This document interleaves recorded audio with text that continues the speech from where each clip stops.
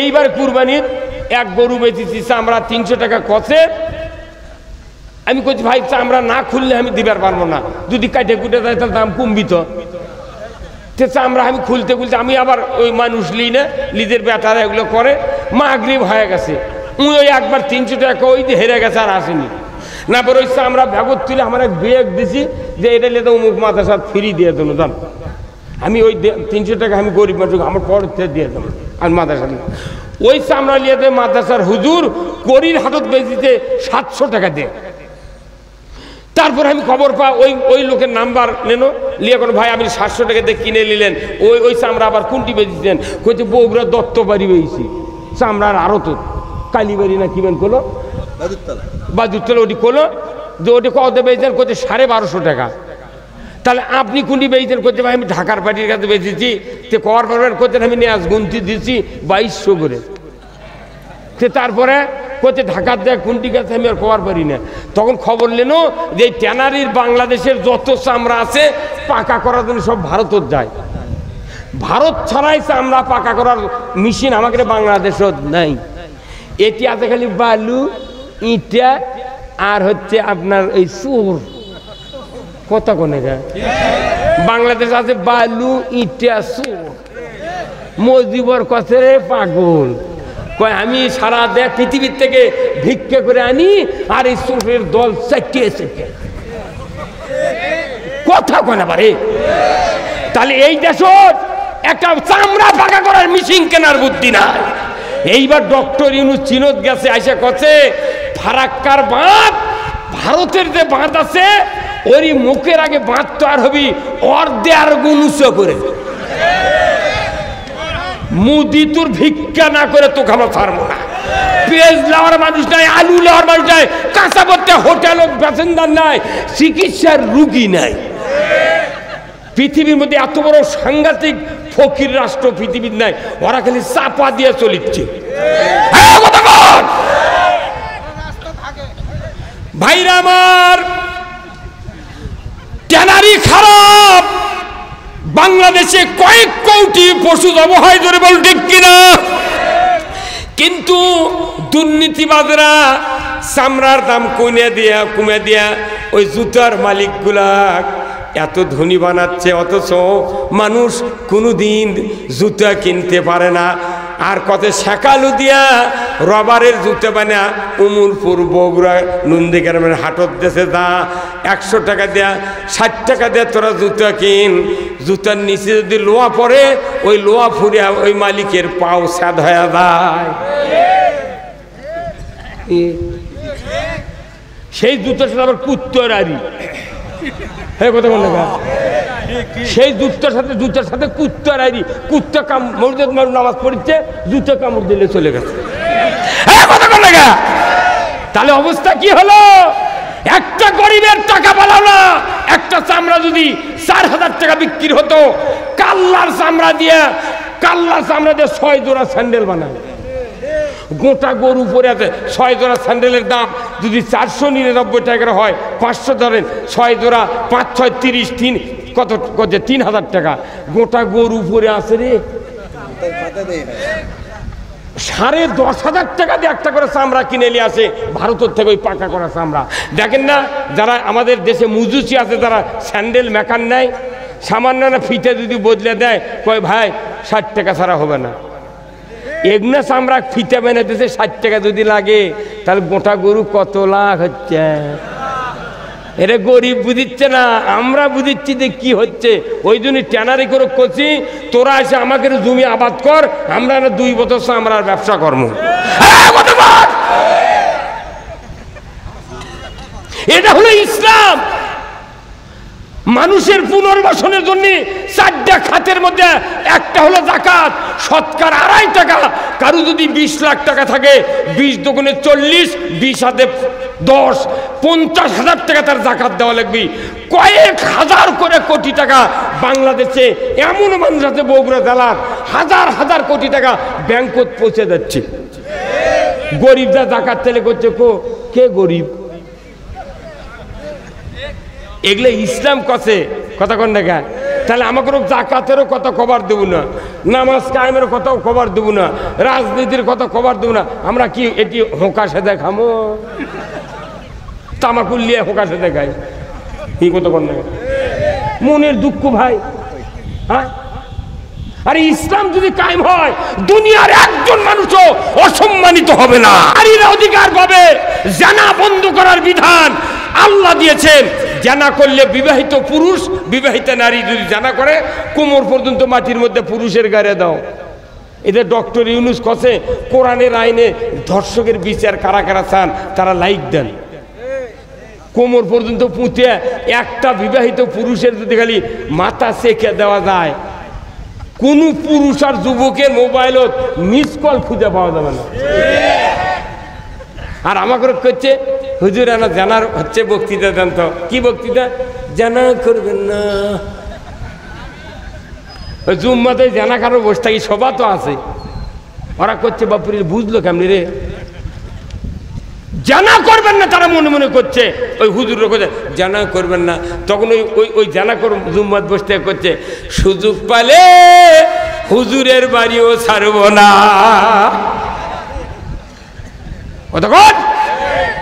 আপনি জানা বন্ধু চাচ্ছেন না, তাহলে আপনি কোরআনের আইন মানেন না। আপনি জাকাত আদায় করতে দিচ্ছেন না, তাহলে আপনি কোরআনের আইন মানেন না। তা আপনি রোজার আইন মানলেন কে? রোজা কার আইন? তাহলে রোজার আইন আপনি মানলেন, অত আল্লাহর আইন অন্য আইন মানছেন না। তাহলে আপনি বিয়ে পড়াচ্ছেন আল্লাহর আইনে, বিয়ে পড়ান উল্টো আইনে বিয়ে পড়ান। আপনি খাতনা করছেন ওটা আল্লাহর আইনে, তাহলে আপনি যেহেতু আল্লাহর আইন দেশ চালু হচ্ছে আপনি মানা করছেন, অতএব তাহলে খাতনা করা উল্টো আমাকে খাতনা করেন। কথা কর। তাহলে আল্লাহর আইন যদি একটাকে অমান্য করে সাথে সাথে সে কাফের হয়ে যায়। আল্লাহ এখানে আমাদেরকে পাঠাইছেন আল্লাহর আইন মানার জন্য। কার আইন? আমরা কি আল্লাহর আইন মানতে পারছি? যে আল্লাহর আইন মানতে ইমানদার, বেঈমানদার, কাফের, মুশরিক, যেহেতু কোরআনে আল্লাহ বলছেন যে হুদাল্লিন নাস, এই মানুষের হেদায়েতের জন্য আমি কোরআন নাজিল করেছি। শাহরু রমজান আল্লাযী উনজিলা ফীহিল কোরআন হুদাল্লিন নাস ওয়া বাইয়িনাতিম মিনাল হুদা ওয়াল ফুরকান। কোরআন নাজিল করা হয়েছে মানুষের হেদায়েতের জন্য।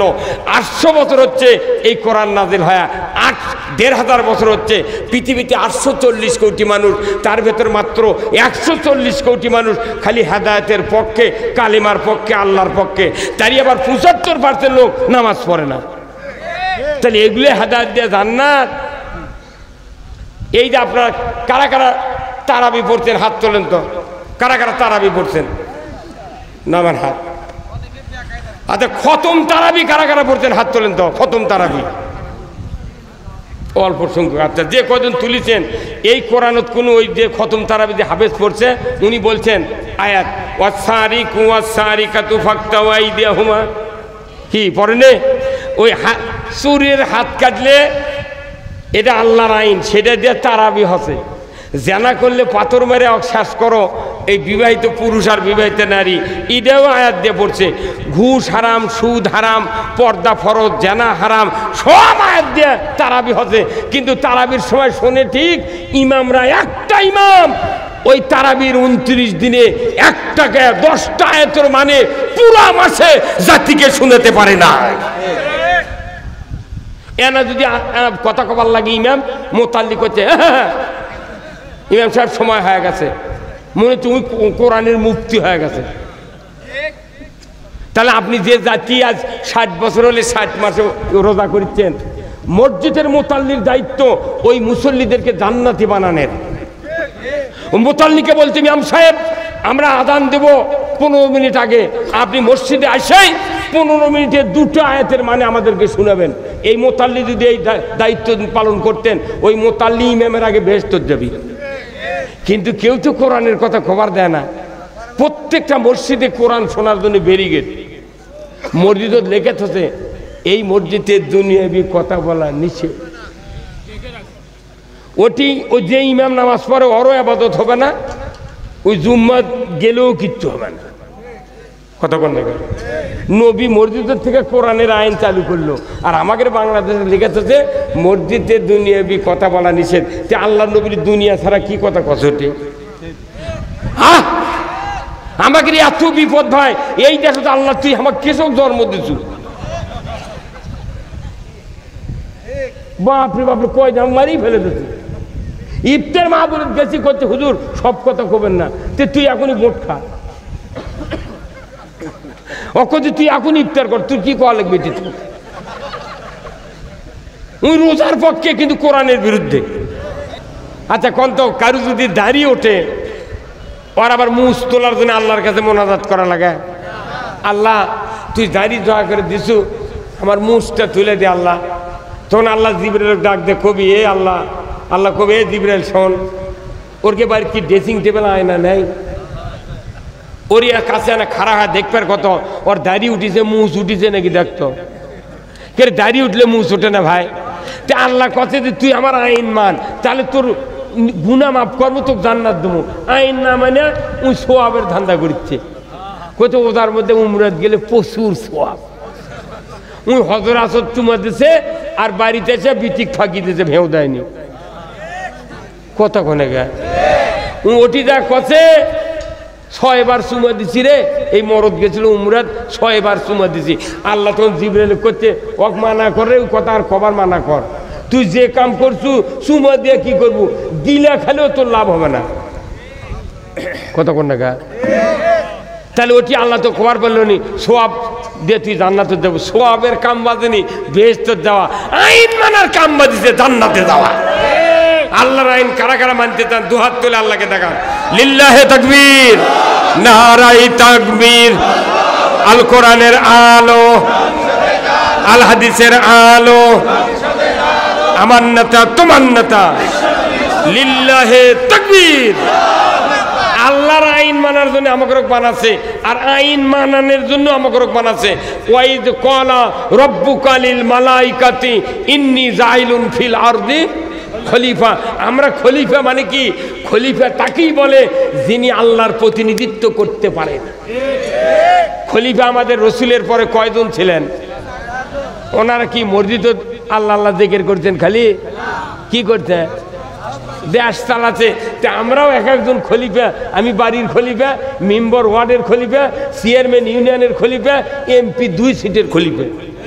তো এই খলিফাগুলোকে আল্লাহ বানাচ্ছে কৃষক আল্লাহর আইন চালু করার জন্য। এখন আপনি ইমানদার হিসেবে রোজা করছেন, তাহলে আপনার দায়িত্ব আল্লাহর আইন চালু করার জন্য রিপ্রেজেন্টেটিভ করা ধরে বলুন ঠিক কিনা? আল্লাহ কোরআনে বলছেন, ইয়া আইয়ুহাল্লাযীনা আমানু কুনু আনসারাল্লাহ। ও দুনিয়ার ইমানদারেরা, তোমরা আমার সাহায্যকারী হয়ে যাও। জোরে কন্যা আল্লাহু আকবার।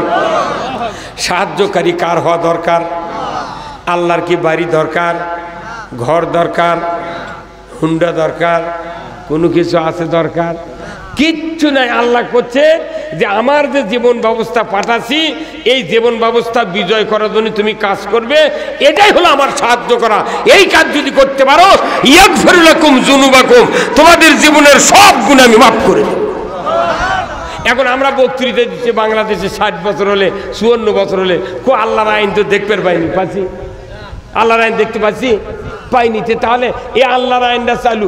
আমি আপনি যে কাজ করতেছি করেন, যে দল করেন করেন, কিন্তু হাজারো ইবাদত করলেন, ওরই মাঝখানে না ঠেলা দেয়া ফাঁক করে ওটা না আল্লাহর আইনের কামটা তুলে কি হয়?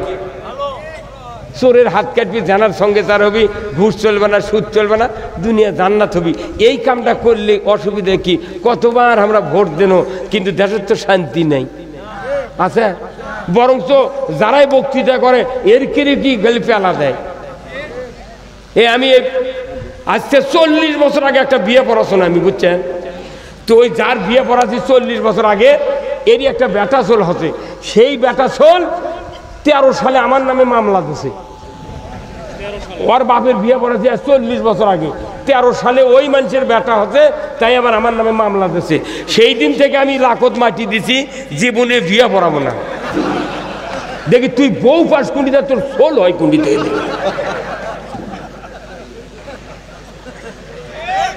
কি কথা রে? একে শেষবারে আছে 14টা তো মামলা দিছে, শেষবারে পুলিশ যাকে বাড়ি ঘেরাও করছে।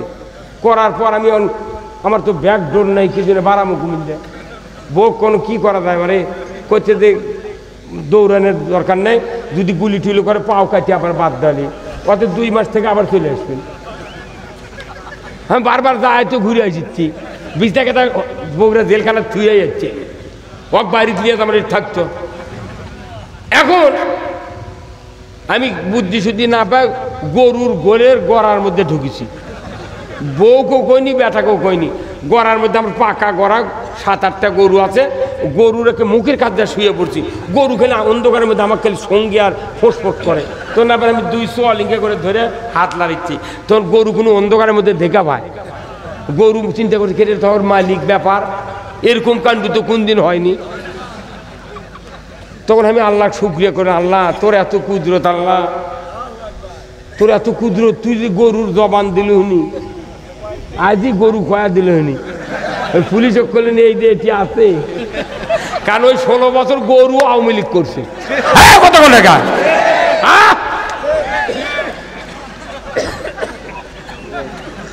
মানুষ একখানটি হয় যায়নি তো, তারাবি পড়া যায়নি, করোনা এসে কয় 5 জন 5 খান্তি দাঁড়াও, ঈদের মাঠত কোনো নামাজ হয়, এবার কেন অনুভূতিও লাগলো না। বাপরে ডক্টর ইউনুস আবার ওটি বক্তৃতা দিয়েছে, মানে মরুদ কিরি কি বক্তব্য দিয়েছে। আবার শোলাকিয়ার টিভির দেখলো কয়েক লক্ষ লোক, আমার জীবনে এত মানুষ শোলাকি আমি দেখিনি। ওই ফরিদুদ্দিন মাসুদ ছিল যে আমাদের শাহবাগত যা করছিল সাইদি নিজামির ফাঁসি চাই, তুই হারাছু এখন কোনটি কথা কন ময়না। ইসলাম না মানার কারণে জাতির অধপতন আসবেই আসবেই আসবেই।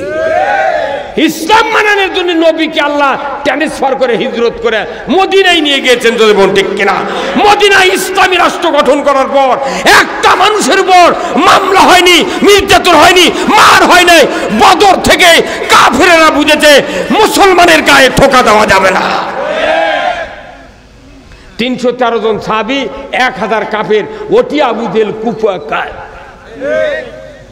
ওহুদের ময়দানে 1000 কাফেরও চলের দাঁত ফেলে দিয়েছে মুসলমানেরা। আজকে মুসলমানের যুদ্ধ নাই, আজকে এমন একটা যুদ্ধ 3 দিকে সালাই, একদিকে দুয়ার, খালি আন্ধারের মধ্যে যা খালি আনা কাম করবি, এটাই আমরা সাহস পাচ্ছি না। আর আমার আব্বা, আমার দাদা ব্রিটিশ আমলে বিয়ে করে, আমার দাদা 109 বছর বয়সে মারা গেছে। আমার দাদা, আপন দাদা, আমার বাবা মারা গেছে 103 বছর বয়সে। আমার বয়স এখন 67 চলিচ্ছে। 67 বছরের মানুষ আমি হিসাব করে দেখেছি 275 বছর বয়স হচ্ছে এই দাদার ব্রিটিশের থেকে শুরু করে। এর মধ্যে বাংলা, ভারত, আসাম, কোথাও পাকিস্তান সহ 1 ইঞ্চি জায়গায় ইসলাম আমরা কায়েম দেখিনি। 3টে পুরুষ গেছে মরে, 4 নাম্বার পুরুষ আমরা আছি। এটি আছে ইসলামের কথা করছে, ওই আবার রাজনীতি করিচ্ছে তো কথা কন না। এইবার খালি এই কয়টা মাস আছে ইমামতি, জুম্মার ইমামতি বাধ্যম, একজনের বিয়ে পড়াবো না। মুগরি শুদ্ধ আমি আর জব করছি, মরে গেলে কাপুন কাটা দিচ্ছিল, এগুলোও করবো না, কিচ্ছু করবো না। তোর বেটা আছে, ওই পারুক না পারে, কাপড় সারা এমনি পিছিয়ে নিয়ে যাচ্ছে, ঠিক আছে। তুই যে কাম করছিস, তোর জানাজা করে কি, তোর কাপুন পরে কি, তুই সারা যখন শার্ট প্যান্ট গাওয়ার দিয়ে ঘুরছু, আর মরার পর তুই যুগ আমি ঠেকাত পড়ছি, বিনে পয়সায় কাটিয়ে দেবো, টাকা 1000 দিয়ে তাহলে কাপুন কাটিয়ে দেবো। হ্যাঁ কতক্ষণ দেখা সব ফ্রি, হুজুররা ফ্রি করে দিয়ে, ওর অত্যাচার বেশি হয়ে গেছে। হ্যাঁ কতক্ষণ দেখা কোনো কাম ফ্রি নেই। একটা ডাক্তার 40 বছর লেখাপড়া শিখে বেতন পাচ্ছে 1,70,000, আবার রুগী দেখিচ্ছে 4টার থেকে রাত 8টা পর্যন্ত 30-40 হাজার টাকার রুগী দেখিচ্ছে, ওরা টাকা পাচ্ছে। আর আমি একটা জানাজা করছি, কাফন কাটিছি, এগুলো খাটনি হয়নি। পারিস তোর বেটাক দিয়ে ধোয়া, ওর বেটাক করছি ভাই তুই এরা ধোয়া, তোর বাপ মরে গেছে, গায়ের ব্যথা হচ্ছে আজরাইলের জাকানদের জন্য, আস্তে আস্তে ধোয়া ভাই, খুব আস্তে করে পলটা গিয়া বসা করছে। হুজুর আমার বাবুকে ধোয়ামো, ওই রুহু আসবি 40 দিন, ওই জন্য তো ওটি কাঁটা গোঁজ দিয়ে থলে, কুঞ্চি দিয়ে থা লাগে। রুহু যা যদি আমাকে ভয় দেখায় আমি বাঁচমো, তে তোর বাপের রুহু তোর কাছে এসে অত্যাচার করবি, আর আমাকে ইমাম দিয়ে তুই 22টা মানুষ ধুয়ে নিলু। 22টা রুহু যদি আমার বাড়ির যা যা কয়, হুজুর তোক খামো, তোর বোক খামো, তোর থলে খামো, আমি মরে যাবো রে। তো এই জন্য তুই টাকা দিয়ে আমার 2,500 টাকা দিয়ে জানাজা শুদ্ধ চুক্তি, আমি ওটাতে 10টা সারার দই দিয়েছে, জানলার তোমো বেশি অত্যাচার করলে কমো, দই খায় তোরা চলে যা। এই কথা বল না কা হয় না, দই লিয়ে ঈদের দিন দই লিয়ে কি শান্তি আছে? যারা দইয়ের দোকানদার কমপক্ষে 1.5 কেজি মাটি দিয়ে দইয়ের সরা বানাইলেছে, 1.5 কেজি মাটি আর 200 গ্রাম দই দিয়ে কার্টুনত করে বান্ধে দিয়ে 150 টাকা 200 টাকা দিয়ে হাতত দেশে ওই তো মনে করছে বাপরে ভারী রে, 150 জন বুঝে খাওয়া যাবে। বাড়ির দেখা চা মুসলিমকে খাড়া করে মারছে, 1/2 ইঞ্চিও পথ যায়নি, 6 জনাক দিচ্ছি দই শেষ। আরে মাটি কিনে এলে আলু রে তোরা, আর আমাকে বক্তৃতে আমাকে কাম কাজ কোনো ভেজাল নেই। এই ভেজাল আছে তাও আমাকে দুর্নাম কি কথা কোন রেখে